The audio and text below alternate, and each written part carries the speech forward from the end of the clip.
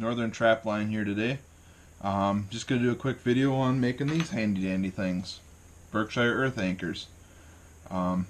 Pretty simple to make, not much to them.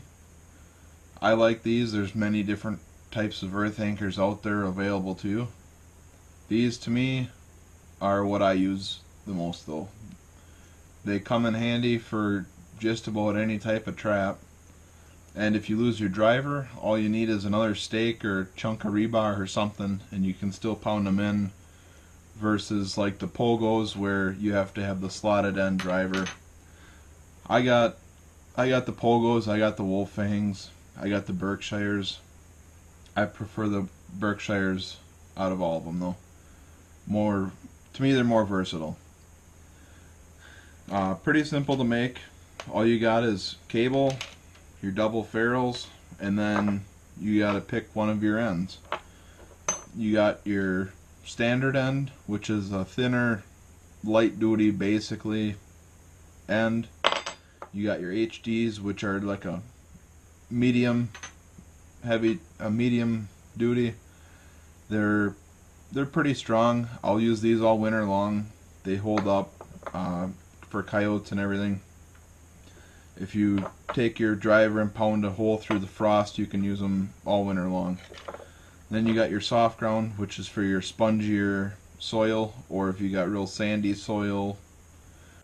Kind of a personal preference what you like to use, whatever's going to hold. Like I said, I'll use the HDs all winter long, early season. The regular standard Berkshires, I will use those for, say, on like your coon cubbies where you got a 160 or 220 conibear set up, or if you got a cubby set up for fisher or bobcat. I'll use that just to hold the traps down, just so they're not flopping around with your trap on them. Kind of holds them there. So all you need to do is have a little setup like what I got here, not nothing special. I got my bench swager here. I've mounted that to just a 2 foot by 2 foot piece of 3/4 inch plywood, and then on the rail here I have my dimensions marked out. I got my 14 inch, a 16 inch, a 18 inch, and then on my little arm here I have a 26 inch. And the reason that's on the arm is when I'm done making my anchors or cable restraints, all I gotta do is fold it up, and then it takes up less room and it doesn't get busted off in the garage. But we'll make some of those today, so we're gonna fold that out. The cable I use is just a 3/32 7x7 aircraft cable. A lot of guys use that. I think that comes pretty much standard with most of your disposable stakes. And then you got your 3/32 double ferrules, and then your ends. As you can see, I got, all my cable restraint parts in here also, but that'll be a different video. Today we're just going to do disposable stakes. So we'll start off with just your standard end Berkshire. So I got my cable running through my swager here. I'm going to pull that out to my 14 inch mark, hold it there, cut. Here's your piece. Pretty simple. Take your double ferrule, run it through there, back around.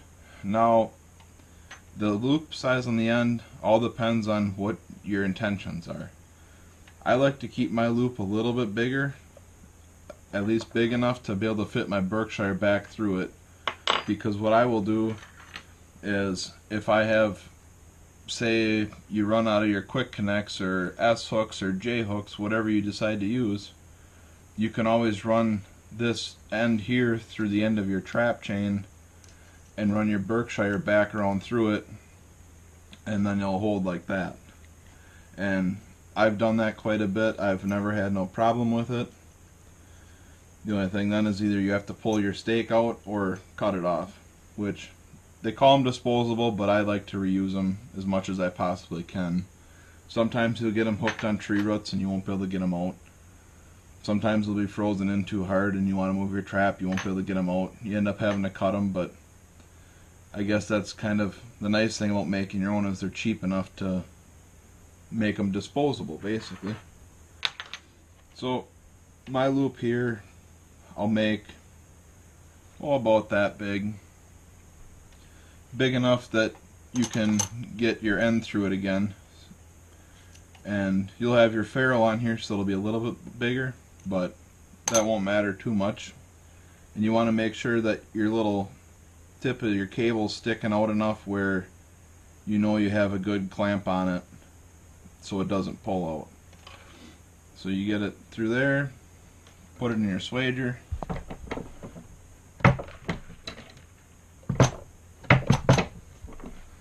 and I like to do a double crimp. I've heard of people doing 3 crimps. I've heard of people doing 1 crimp. I do 2 crimps, 1 on each end, just to make sure it holds. I've never had no problem with it, but it's up to you. So you got your loop on the one end. Now you're going to want to put your ferrule on the other end, and then your end. And now when you make this end here, you can pretty much pull it as tight as you want, as long as the stake end still has enough to kind of pivot on there, so that way when you pull on your cable it still sets. So I don't have a very big loop there, but it's enough that my whole end still swivels.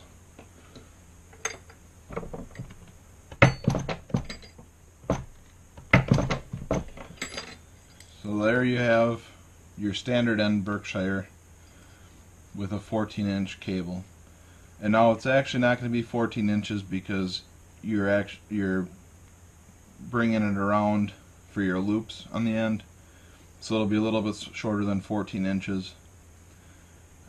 But a length like that is all you would really need for, like I said, I use this for my 160s or 220s just to hold the animal there while they're flopping. Next, we'll do my HDs that I use. I'll usually cut these at 18 inches. Sometimes I'll do 16 inches depending on how hard the soil is. If there's a lot of clay, I'll do 16 inches. Or if there's frost in the ground, I'll do 16 inches. But otherwise, I typically like to do 18 inches on these. So again, all you do, grab your cable, run it out to 18 inches, hold it there, cut. You got your cable cut. Grab your double ferrule, put it through there, loop it around. Like I said, I like to have a big enough loop where I can run my Berkshire back through it if I have to. Put that on there. Do your double crimp. Grab a ferrule, your end, back around,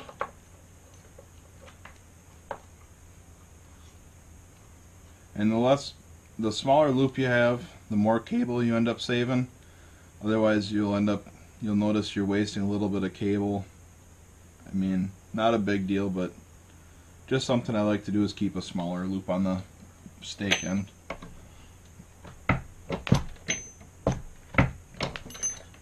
There you have it. And like I said, now if say you run out of quick connects or S hooks or J hooks, whatever you decide to use to connect your disposable anchor to your trap, you could always run this loop here through the end of your trap chain, run the Berkshire through, and then there you have it. And then you just pound it in the ground and that'll hold. Another one I'd like to show you guys is the soft ground. I recently just started using the soft ground. I've always used the HDs and a few of the standards, but the soft ground are real nice along creek beds or river edges or wherever you got a real soft soil, if it's spongy or if it's just muck. These soft grounds are nice. The only thing is they take a little bit more cable. I usually run around 26 inches of cable for these soft grounds. So again, all you do is pull it out to your 26 inches, cut it off, and then it's the same process as the other ones. The only thing with this one is you're going to have a little bit bigger loop if you want to run your end through it, just because it is a bigger anchor.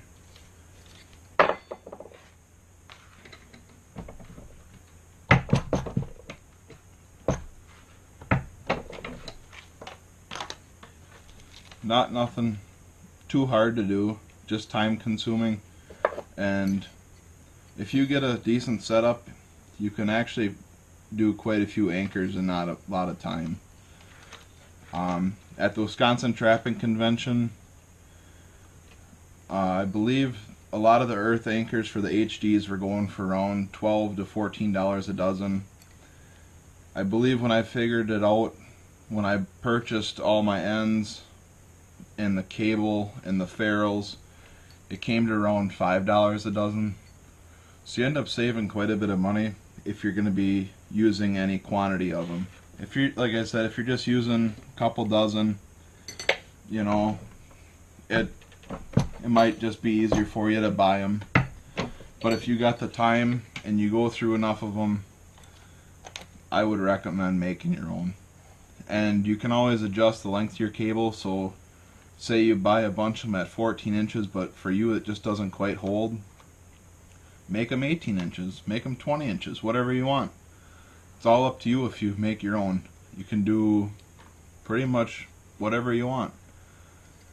So here you have your soft ground anchor, and like I said, I like to use this along creek beds. I'll use this on my dog proofs for a coon. That way I can actually anchor in the muck along the creek instead of, you know, trying to put a HD one in that's only, you know, 18 inches long and it's a smaller end. I always try and get it in there so I have a hard time trying to pull on it. Then I know a coon or a coyote's not going to be able to pull it out. So the soft ground, these are the way to go in the creek beds and your soft soil. As you can see, it's not a real complicated setup. I kind of just made this table myself, and you know, get bored watching TV in the living room or whatever, start making some anchors. All I got is my cable off to the side here. I got my swager mounted onto this 2x2 board, and then I just took some 1x4s and I marked out my lengths of cable I use. And you wouldn't have to have your box here. I like having my box here just because all my parts are right here for when I make cable restraints or my anchors. Or if you don't want the box there, you slide it out and you can use that as, you know, put your done pile there. So thanks guys for watching, and good luck on the trap line.